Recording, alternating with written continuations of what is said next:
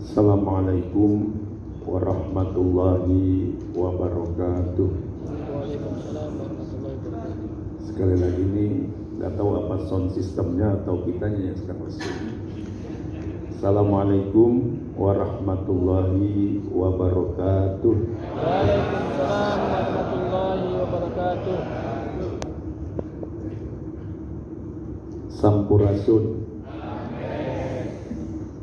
Bismillah walhamdulillah.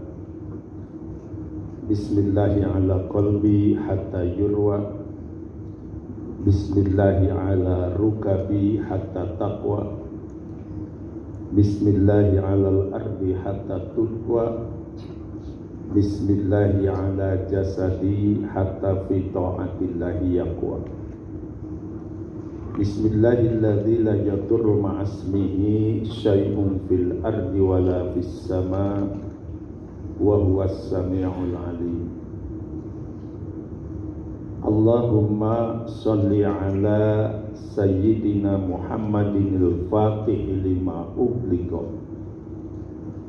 wal khatimi lima sabaq nasiril haqqi bil haqq wal hadi ila siratikal mustaqim wa ala alihi haqqa qadrihi wa miqdarihil azim.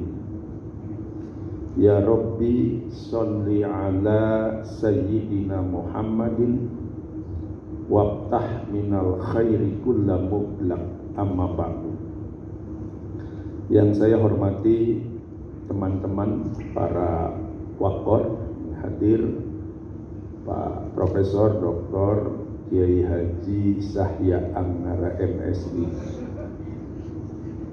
Maksud saya sebut Kiai supaya beliau menyesuaikan dengan indikator-indikator Kiai. Termasuk juga Pak Dr. Kiai Haji Ujang Dedih MPD dan Pak Sekretaris Dr. Kiai Haji Usep, apa sih pertanyaannya? Ya, kira-kira itulah. Ini sengaja saya kasih gelar Kiai supaya perilakunya sesuai dengan Kiai kira-kira. Ngayomi PTKIS gitu ya. Membina PTKIS, bukan membinasakan PTKIS kira-kira.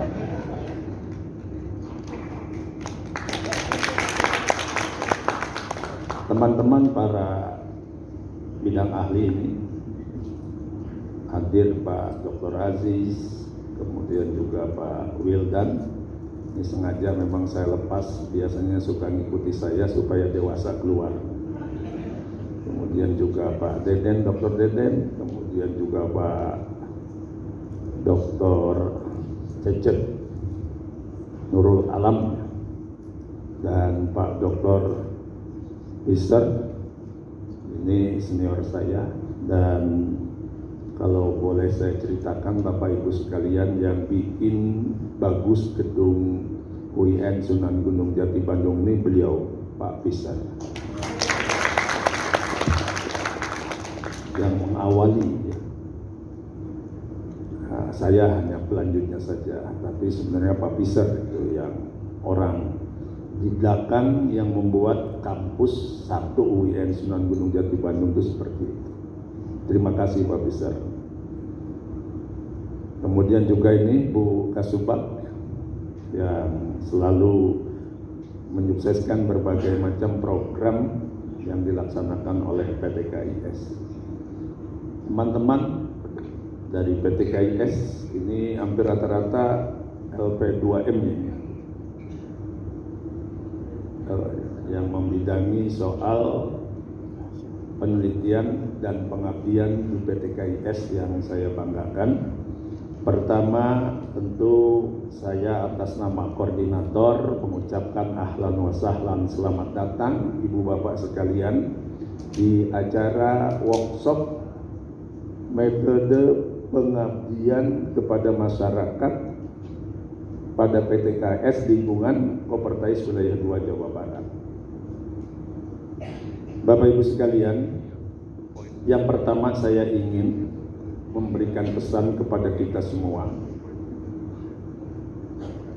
Apapun posisi kita sekarang, sekecil apapun kita berada sekarang, saya berharap keberadaan kita harus menorehkan, harus meninggalkan bekas di kemudian hari menjadi cerita yang menyenangkan. Ini setiap kali belakangan ini saya sampaikan karena saya terilhami dengan tulisannya Andre Khalas yang judulnya The Pencil Analogy. Beliau bercerita panjang bahwa kita pada hakikatnya sama seperti pensil. Bisa pensil sederhana seperti ada yang ada di hotel ini, yang di Buligir. Bisa pensil yang bagus dengan berbagai macam variasinya.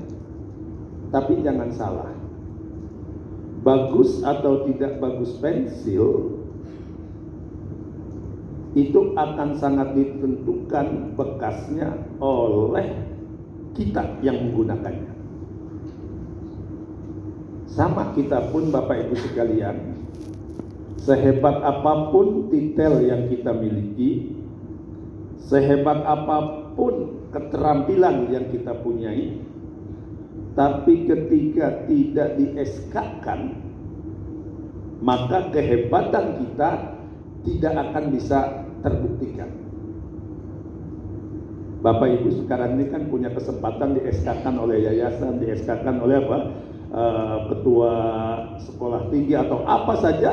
Atas dasar RSK itulah maka kita sekarang bisa berperan. Sama seperti pensil, sebagus apapun kalau tidak difungsikan maka pensil tidak akan berbekas. Jangankan pensil yang biasa-biasa, yang bagus pun kalau tidak difungsikan dia tidak akan melahirkan karya, tidak akan melahirkan bekas apapun.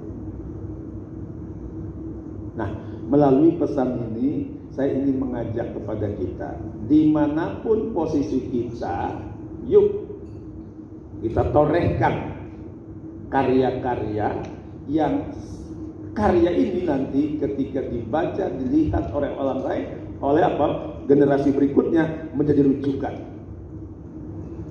Jadi jangan disia-siakan pada saat kita punya kesempatan, kita abaikan.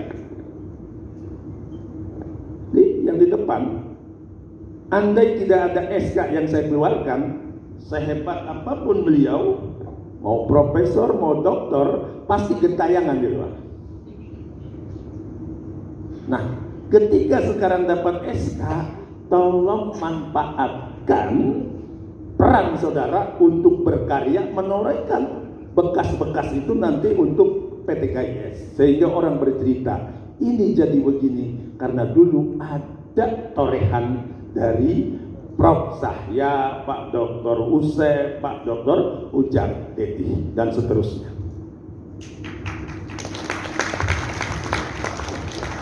Jangan sia-siakan kesempatan.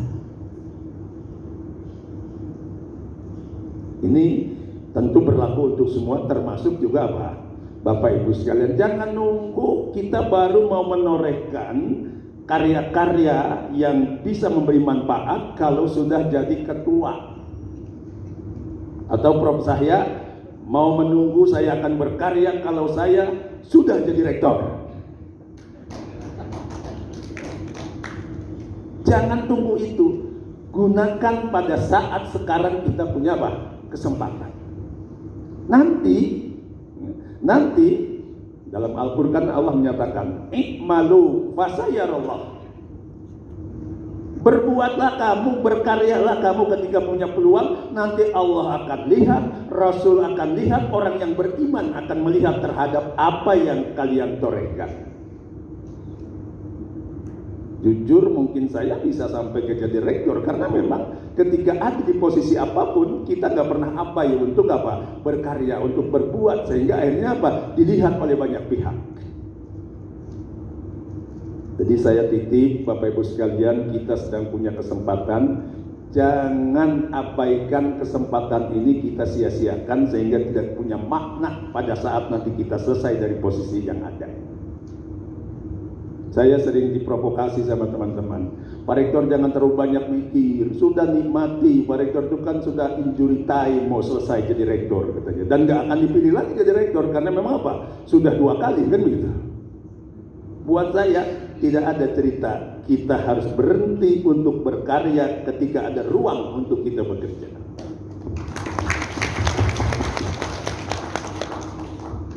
Karena saya terilhami dengan cerita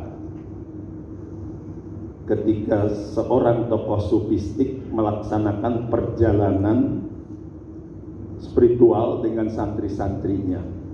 Di tengah jalan dia melihat ada anjing yang kejepit.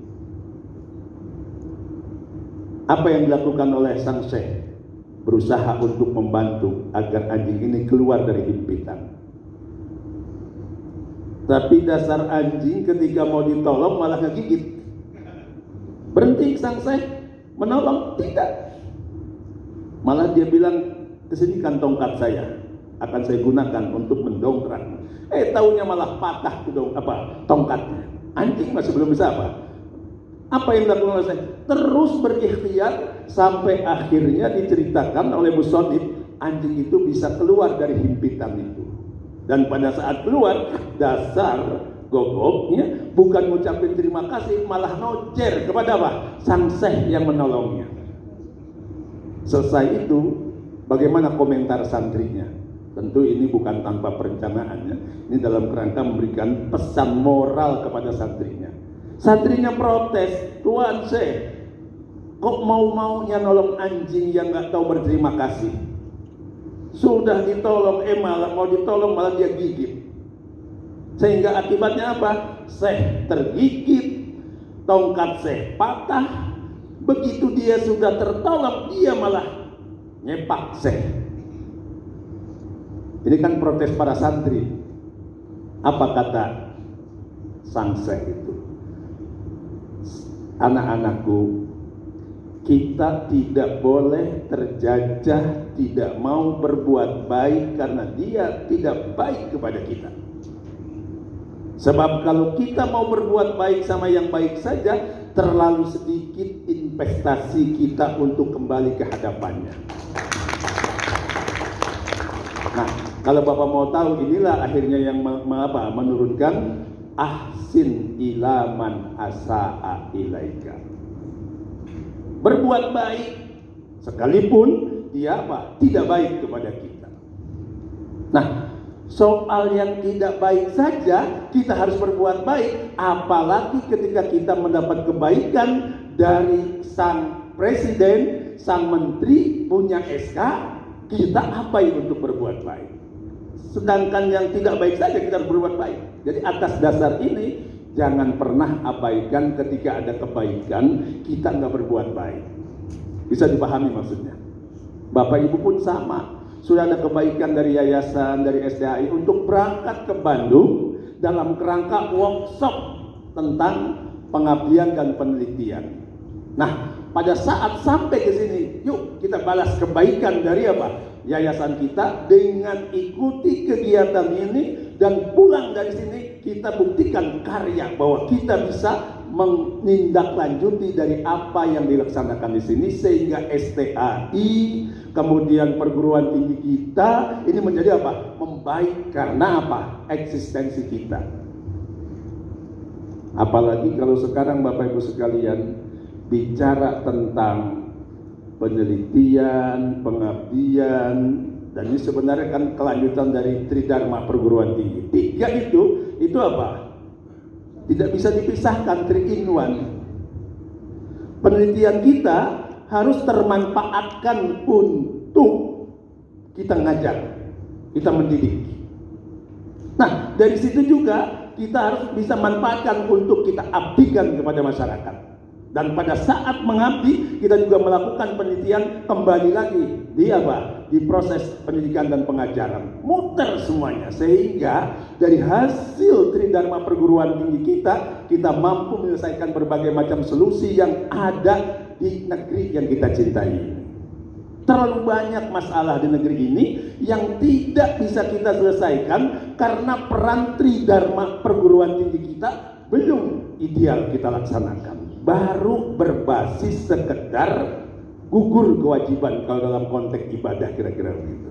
Sholat baru seukur sholat, penting gugur aja kewajiban. Sekarang harus kita tingkatkan. Kan kalau kita lihat penelitian saja itu paling tidak kan penelitian itu ada 3 tingkatan. Ada penelitian dasar, ada penelitian terapan, ada penelitian pengembangan.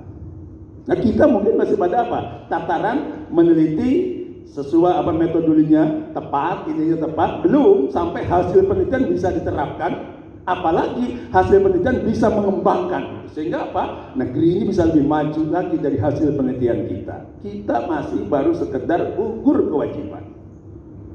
Nah, saya kepengen dalam situasi sekarang sudah lepas tradisi itu. Kita keluar dari mitos lama ke mitos baru. Kita keluar dari budaya lama ke budaya apa? Budaya baru. Ini kalau saya pakai teorinya Van Persen, ya, dan satu lagi ada Kasirer itu kan ada teori tentang kebudayaan, ada teori tentang pikiran, alam pikiran. Dan kemudian saya lihat kalau di film itu diimplementasikan di filmnya Sidul. Bapak Ibu bisa lihat. Sidul itu ketika saya kecil judulnya Dul Anak Betawi. Maka film itu bercerita tentang Sidul, perilaku anak Betawi yang kerjanya main, hiburan, ya sedikit-sedikit berantem gitu ya, tawuran, kemudian juga pokoknya intinya perilaku Betawi yang masa lalu. Kemudian Dul berubah jadi Dul anak sekolahan. Kali ini Dul yang diperankan oleh Rano Karno berubah itu tampilannya menjadi terlihat dewasa, terlihat bijak, terlihat sudah mulai kelihatan anak sekolahannya gitu. Sampai akhirnya Dul jadi insinyur. Nampak dia sebagai seorang sarjana segala macam. Nah, ini menggambarkan keluar dari mitos lama ke mitos baru. Nah, kita juga sama ini. Kalau dulu masih tradisinya asal gugur kewajiban, sekarang minimal sudah bisa diterapkan hasil penelitian kita. Syukur kalau bisa mengembangkan lebih cepat lagi. Cuma sayangnya kalau di film Sidul itu kan, Dulnya, Rano Karno-nya, dia bertransformasi, tapi bapaknya yang diperankan oleh Bunyamin belum bertransformasi. Maka begitu Dul di wisuda jadi insinyur, Bunyamin lari keliling-keliling kampung sambil teriak, anak buah jadi tukang insinyur, kan itu. Sebab di mata saya, di mata dia, insinyur itu seperti tukang bengkel, tukang montir, tukang sayur, tukang segala macam.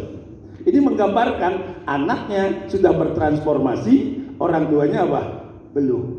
Nah, kita juga nggak mustahil nanti di kampus mahasiswanya sudah bertransformasi dari tradisi lama ke tradisi baru, sementara dosennya, atau sebaliknya dosennya sudah tapi susah mengajak mahasiswanya untuk berubah dari tradisi lama ke tradisi baru. Nah, ini Bapak Ibu sekalian persoalan-persoalan kita. Kalau kita tidak berubah, resikonya kita tertinggal. Resikonya kita jadi mapul B. Ya, kerjaannya kan yang namanya mapul kan jadi objek terus. Datang peraturan baru menyesuaikan gitu ya.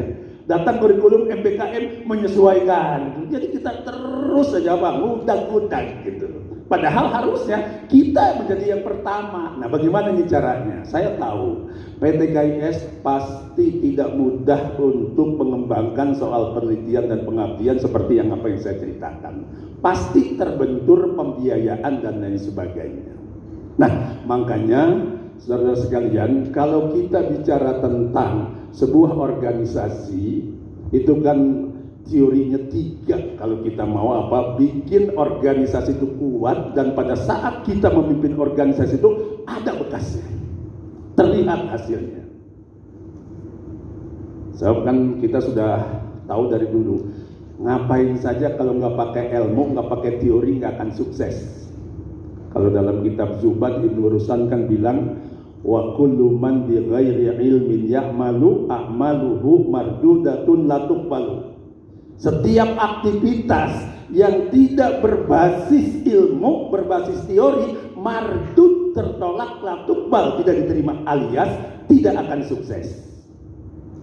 Jangankan aktivitas yang berat-berat, yang kecil saja, kalau kita nggak pakai teori, seringkali gagal. Ya termasuk kita punya motor rusak, ingin kita perbaiki. Kalau kita nggak punya teori soal perbengkelan tentang motor, kira-kira kalau kita perbaiki motor itu sembuh atau nambah sakit? Spekulatif. Bisa kebetulan ketowel jadi hidup tuh motor, kan gitu. Bisa karena apa? Banyak yang ditowel malah nambah penyakitnya, kan bisa begitu. Kenapa? Karena spekulasi. Sama hidup juga, kalau berspekulasi tidak pakai teori, nggak jelas itu arahnya. Kalau lagi hoki ya hidupnya agak bagus, kalau enggak ya. Tapi kalau pakai teori, setahap demi setahap kelihatan itu pergerakannya. Cuma sayang memang kalau menjelaskan ini para kiai kita kan dikaitkan dengan sholat, ya. Sholat terpakai ilmu mau ditampis ya. Puasa lamun terpakai ilmu mau ditampi. Kok mau haji lamun ngikut ke KBIH mau mabrur dah haji. Ya emang KBIH kan tempat belajar manasik haji, Pak. Belajar teori apa? Haji, benar memang. Padahal bukan cuma itu, dagang nggak pakai teori bisa bangkrut tuh dagangannya. Bukan cuma apa, barangnya, tokonya juga bisa kejual kalau nggak pakai teori. Apalagi ngurus semacam lembaga PTKIS. Kalau nggak pakai teori, mardut, mual maju-maju tuh, yang ada apa? Menderita semua orang yang ada di dalamnya. Kenapa? Karena nggak berbasis apa? Teori. Maka ketika pimpinan STA itu bilang, yuk gunakan teori. Apa saja yang kita miliki yang kita tahu. Kalau saya yang paling gampang itu teorinya 3. Pertama, kalau mimpin itu buat teamwork yang kuat. Teamworknya itu betul-betul apa? Solid. Paling tidak itu dia apa? Di ring 1, di A1-nya. Ini harus apa? Solid. Asal dengan catatan solidnya jangan dipakai yang nggak baik. Saya lihat itu Irjen Sambo itu teamworknya hebat. Iya, dahsyat itu. Cuma sayang yang dikerjakannya apa? Jadi akhirnya apa? Kalau kita lihat luar biasa, ada kasus sampai 40 hari lebih itu masih apa? Terus ini ya, masih dalam apa? Itu kan berarti betapa kuatnya teamworknya. Jadi, dan biasanya di kekuatan di manajemen. Dan kita tahu dalam Islam, Ali karramallahu wajhah mengatakan, al-haqqu bila nizam yaglibuhul batil bin nizam. Kebenaran kalau tidak dimanage dengan baik bisa dikalahkan dengan kejahatan yang termanage. Jadi jangan bangga dengan ini kan STAI, ini kan PTKIS, agama segala macam. Agama pun kalau tidak termanage dengan baik, tunggu kehancurannya. Bisa kalah dengan apa? Yang bukan bersumber dari agama tapi termanage dengan baik. Jadi oleh karena itu buat teamwork yang solid. Kalau sudah teamwork baru bangun networking, bikin itu jaringan-jaringan kemana saja. Nggak usah diambelan untuk membangun kerjasama dengan siapapun, selama bisa bersinergi dan memberikan manfaat untuk institusi, garap semuanya. Saya kalau boleh bercerita sama teman-teman, kalau saya rapat ke Jakarta, selesai zuhur, nggak ada cerita saya langsung pulang ke sini. Pasti saya keliling, itu kalau di Kementerian Agama, dari sejak lantai 2 sampai lantai paling atas itu pasti saya datang. Terutama yang ada keterkaitan dengan kerja kita. Apa? Untuk cari informasi. Sudah selesai dari sini, kita bisa lari. Menteri PUPR bisa lari kemana, dalam kerangka apa? Mencari ruang-ruang untuk mengembangkan kampus di mana kita apa? Yang sedang dipercayakan, yang sedang dipercayakan pada kita. Akhirnya kita bisa membangun, bisa dikatakan setiap tahun selalu ada yang kita bangun. Kenapa? Sumber dari beragam. Kayak Bapak Ibu sekarang ini, kan biasanya kesulitan soal dana penelitiannya. Jangankan dana penelitian Pak, untuk bayar dosen saja. Ya, kenapa saya tahu begitu? Karena banyak yang laporan. Ada cerita satu STAI itu 3 lemari penuh dengan ijazah isinya. Loh, ini kenapa ijazahnya nggak dibagikan? Mereka belum bayar Pak SPP-nya. Sampai ketika saya kira-kira berapa ini dananya? Wah, sekian miliar Pak. Wah, luar biasa. Sebuah sekolah tinggi punya apa? Punya piutang sampai miliaran begitu. Jadi sebenarnya kalau bicara yang implementasikan atau melaksanakan ikhlas beramal itu ya bapak-bapak yang ada di PT KIS. Ikhlas beramal betul kan begitu ya. Bekerja saja sekalipun ya apa nggak dapat sesuatu, kadang-kadang juga apa diutang ya, karena memang bapak kalau ikhlas itu kan prinsipnya poin di depan, koin di belakang. Kan begitu terjemahan ikhlas beramal.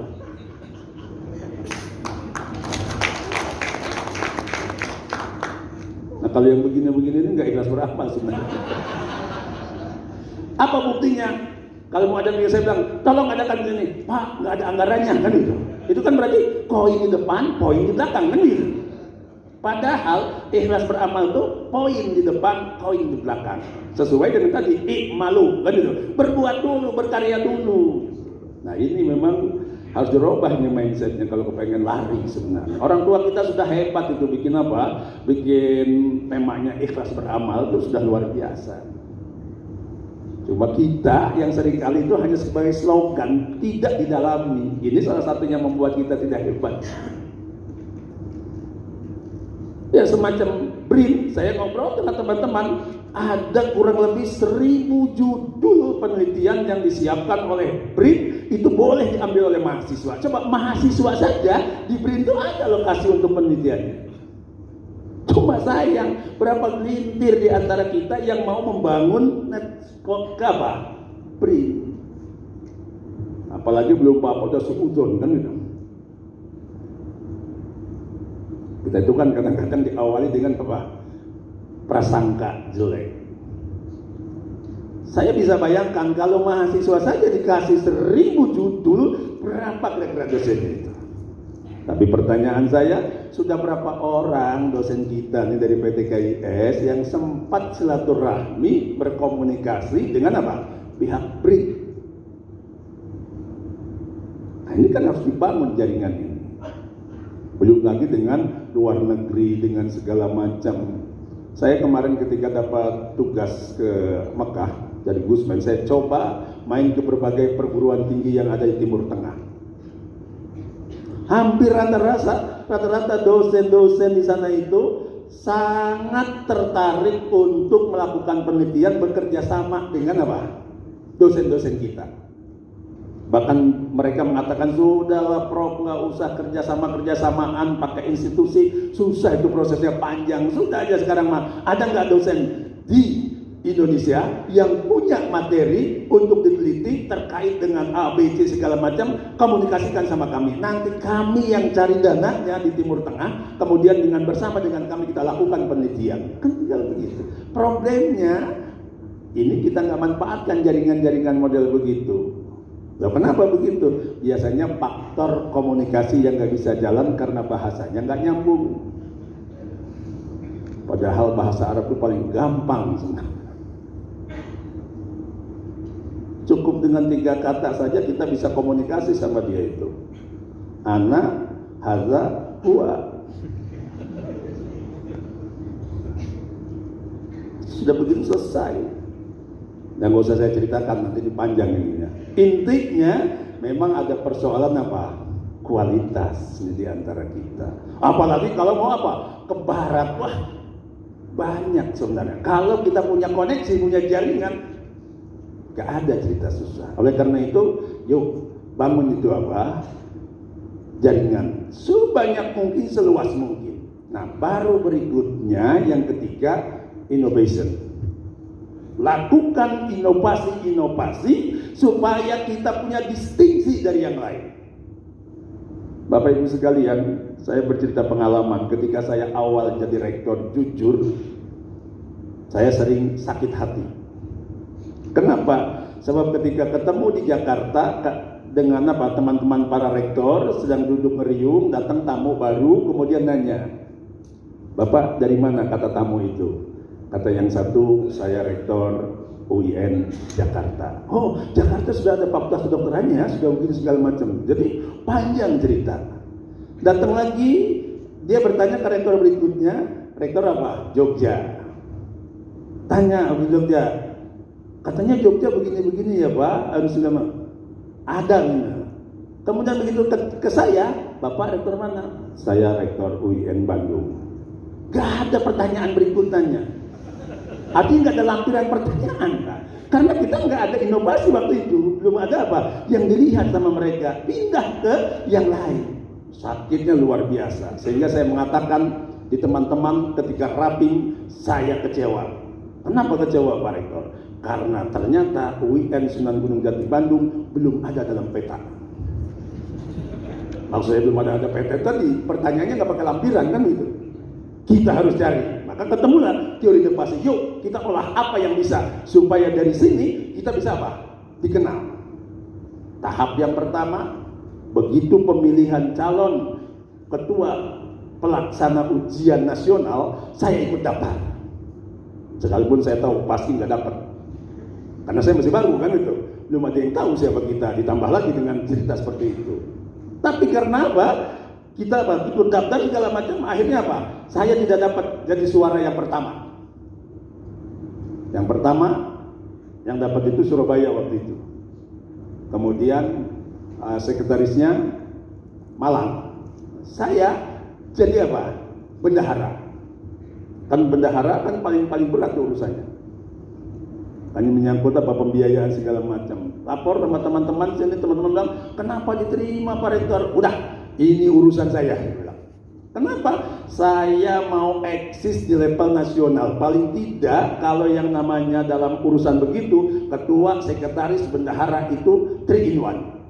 Gak mungkin ketua membuat kebijakan tanpa nanya dulu bendahara, kan itu. Sehingga ada kita dalam percaturan itu, petaan itu, ke bawah terus. Selesai 2 tahun jadi bendahara, teman-teman bilang, "Rektor Bandung harus jadi ketua." Tapi saya yang menolak, saya katakan jangan jadi ketua dulu. Sebab saya mau kembali ke kampus untuk mempersiapkan diri periode kedua, kira-kira begitu. Kan butuh perjuangan periode kedua itu. Dan kalau saya main di tingkat nasional, regionalnya, domestiknya nggak saya urus, tamat riwayatnya. Ini kan menyangkut teori juga kan begitu. Saya bilang nggak mau. Teman-teman memaksa nggak mau. Akhirnya kesepakatan mereka, sudah kalau gitu jadi apa? Pembina yang saya, oke kalau pembinanya. Tapi begitu saya jadi, langsung didaulat, kali ini jadi ketua pelaksana penerimaan nasional. 2 tahun saya jadi. Nggak bisa menolak saya, karena memang apa? Sudah nggak ada alasan. Nah, selesai kemarin 2 tahun, mereka mendaulat lagi saya, apa? Sampean harus siap jadi ketua forum rektor perguruan tinggi keagamaan se-Indonesia, termasuk dari Islam sampai ke Konghucu. Karena itu saya biasa kalau pidato, "Assalamualaikum warahmatullahi wabarakatuh, selamat pagi, salam, Om Swastiastu, Namo Buddhaya, salam kebajikan." Ini jadi begini. Tapi setelah saya coba ini pidato begini, ini jadi materi saudara nanti ini.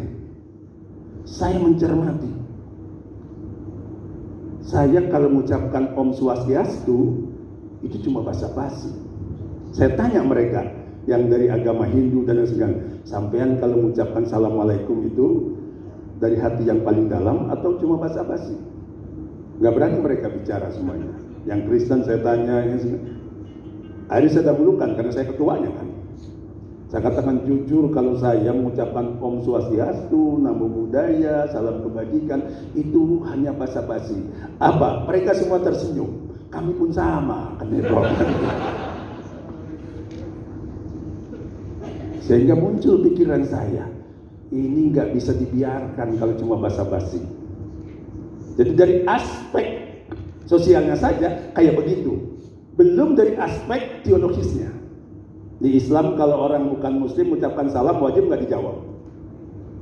Hah? Wajib nggak dijawab?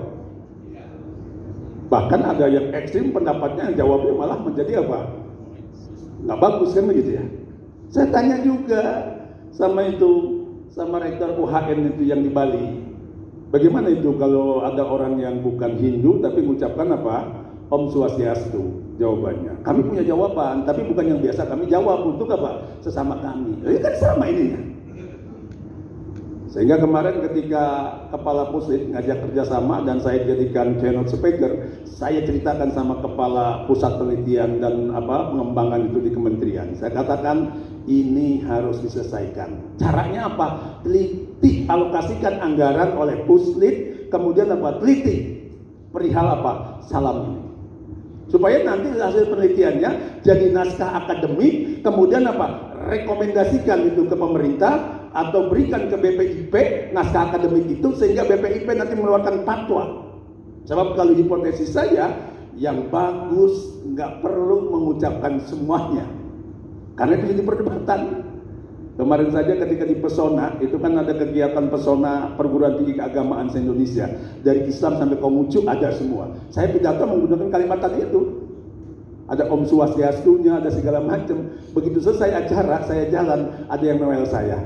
Kok Bapak sekarang bukan rektor UIN ya? Memang kenapa? Kok ada Om Swastiastunya sih? Ini kan menggambarkan di masyarakat kita saja notabene perguruan tinggi masih menggugat tuh ketika saya mengucapkan salam yang beragam. Dan ini harus dibereskan sama kita. Dan penelitian harus masuk ke sana itu. Jadi bagaimana kalau saya kalau ditanya ininya? Kalau saya kayaknya lebih bagus dalam rangka membangun kesatuan, dalam rangka membangun negara Pancasila ini. Kalau menurut saya begini, kalau muslim cukup begini. Assalamualaikum warahmatullahi wabarakatuh. Salam Pancasila. Kalau Kristen, selamat siang, salam Pancasila. Kalau Hindu, Om Swastiastu, salam Pancasila. Dan di mata saya, begini lebih apik ketimbang seperti yang ada sekarang.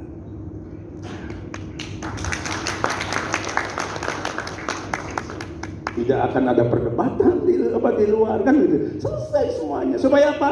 Semuanya Pancasilais. Daripada menggunakan kalimat yang lain, kan kesannya agak sedikit nggak nyaman. Saya Pancasila, ente enggak kan gitu? Enggak bagus itu. Tapi kalau salam Pancasila, beres ini semuanya. Bisa dipahami maksudnya?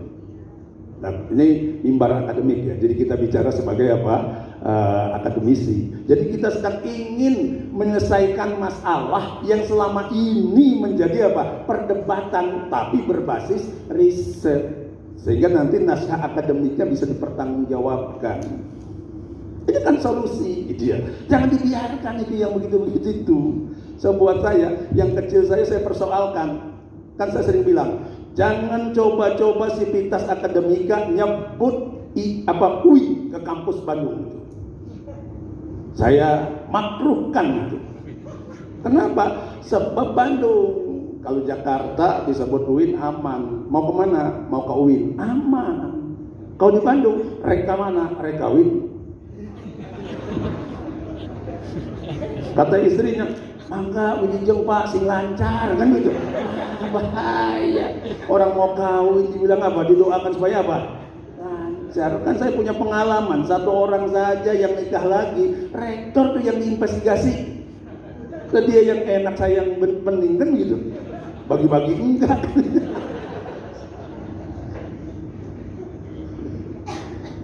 Jadi hal yang kecil kita bereskan supaya jangan menimbulkan persoalan. Dan ini menurut saya persoalannya agak serius. Sementara kan Pancasila harus kita kedepankan. Jadi ikhlas saja. Kalau udah salam Pancasila, maka salam yang lain selesai semua. Kan begitu. Nanti muslim pun jangan gugat yang mengucapkan Assalamualaikum kalau bukan muslim. Kan begitu. Cukup salam Pancasila. Ini di samping innovation, itu akan menjadi sesuatu yang monumental sebenarnya. Ya mudah-mudahan saja nanti Kepala Pusat Penelitian Kementerian itu akan menindaklanjuti apa yang saya apa. Sebenarnya Ketua BPIP juga teman saya itu sudah saya bicarakan, tapi beliau belum merespon.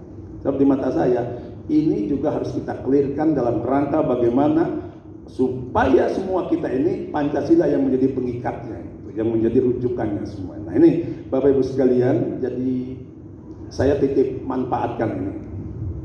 Dan saya berharap pulang dari sini memang ada karya, kemudian penelitian, pengabdian, pengajaran itu menjadi 3-in-1 yang muter sehingga ada terus ada inovasi-inovasi.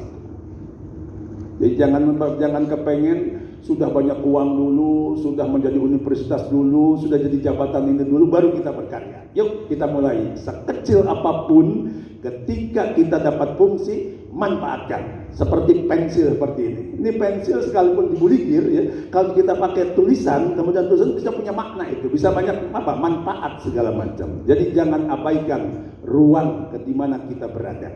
Kalau kita kepengen menjadi anfa'uhu. Gitu. Jangan nunggu naik dulu jabatan. Sebab nanti juga dengan sendirinya itu kan Pak meningkat. Saya ingat betul karir saya diawali dari sejak staf, jadi sekretaris jurusan, jadi ketua jurusan, jadi wakil dekan, jadi dekan, jadi rektor. Jadi semua jabatan saya sudah Pak ikuti, sehingga saya bisa baca. Kalau ngebohong, saya tahu sebenarnya ngebohong. Karena itu saya tahu juga bagaimana teorinya untuk membangkitkan kampus ini. Oh, rupanya setelah saya baca secara antropologi sosial, ini secara sosiologi segala macam, maka ketemulah teori untuk mempercepat kampus, maka harus gunakan teori hotdog. Sebenarnya yang saya maksud anjing hedang. Kenapa? Sebab tradisi kita ini handap asor, nggak mau apa, mangga bapak dipayun kan begitu. Coba lompat, nggak mau takut jatuh. Udah, saya nggak ngomong lagi, suruh lompat, saya simpan anjing edan, mudah dia, pasti dia lompat kan gitu. Polanya begitu. Saya ketika tempo hari Bapak pernah dengar kita punya guru besar 13 yang saya ini kan panen raya guru besar yang dapat ini dari Muri rekor Muri ya. Nah sekarang juga mau juga nih. Tinggal nunggu satu lagi udah nonton sebenarnya, tapi belum turun. Nah, sekarang kita naik jadi 15 kira-kira. Nanti mau saya sebut panen raya kedua guru besar. Coba setahun bisa dapat 13. Di tempat lain, apalagi sekarang 15, di tempat lain satu saja susahnya luar biasa. Kenapa? Pakai teori anjing edan. Saya inventarisir dosen yang sudah memenuhi syarat, sudah ada segala, saya kumpulkan di hotel, nggak boleh keluar sebelum jurnal itu tulisannya itu, karya ilmiah itu bisa di-ACC oleh Pak Handoyo. Waktu itu saya datangkan dari Hong Kong itu untuk tim ininya. Ini kalau dia ACC berarti masuk nanti ke Scopus. Kalau sudah masuk dan di-ACC boleh keluar, yang belum nggak boleh. Dan sengaja saya simpan bulan Ramadan itu. Datang Pak, izin saya mau keluar dulu Pak. Kenapa? Mau ngasih kultum di sholat taraweh. Saya katakan boleh keluar tapi nggak boleh masuk lagi ya. Loh, kenapa begitu Pak? Enggak. Pokoknya nggak ada ruang untuk Anda melakukan aktivitas lain sebelum jurnal itu karya ilmiahnya itu di ACC, di jurnal terindeks Scopus yang sekaligus kita datangkan juga orang dari situ. Salah satu editornya. Jadi bagaimana Pak? Nih, nulis nih kalau nggak sama ente nggak akan selesai. Tapi sholat tarawih itu kultum ente nggak ada pun bisa dilaksanakan. Artinya wakilkan sama yang lain. Dan saya kasih ruang sama sekali. Kenapa? Memang kalau nggak ada begitu kan ya itu tadi. Jadi memang harus dibaca juga nih karakter masyarakat dalam kerangka untuk ngajak lari. Dan ternyata betul. Memang 40 lah kurang lebih pesertanya, tapi yang jadinya cuma 13 ya. Memang itu karena faktor, ya tapi kan lumayan. Coba kalau nggak pakai begitu, macam-macam. Nah sekarang naik lagi jadi 15, ya mudah-mudahan tahun berikutnya terus naik, sehingga kita bisa melakukan percepatan untuk guru besar di kampus kita ini. Nah sama, Cuma memang kelebihannya kalau di negeri kan memang ditopang dengan anggaran. Kalau Bapak ya harus bangun tadi itu mitra-mitra dengan berbagai pihak. Sangat mungkin banyak yang bisa kita lakukan Bapak sekalian. Jadi intinya yuk kita sama-sama berkarya untuk negeri yang kita cintai ini. Jangan sia-siakan. Itu supaya cepat Bapak Ibu punya karya, mari workshop metode pengabdian kepada masyarakat pada PT KIS di lingkungan Kopertais Wilayah 2 Jawa Barat tahun 2022 ini secara resmi saya buka dengan sama-sama membacakan basmalah. Bismillahirrahmanirrahim.